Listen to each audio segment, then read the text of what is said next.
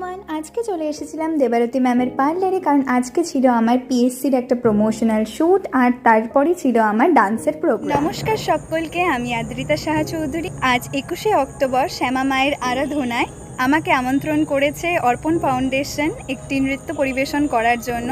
তাই আমি এখানে আজ উপস্থিত আর খুব তাড়াতাড়ি আমার নৃত্য পরিবেশনা করতে চলেছি। তো তোমরা দেখো কেমন লাগছে জানিও এবং পাশে থেকো।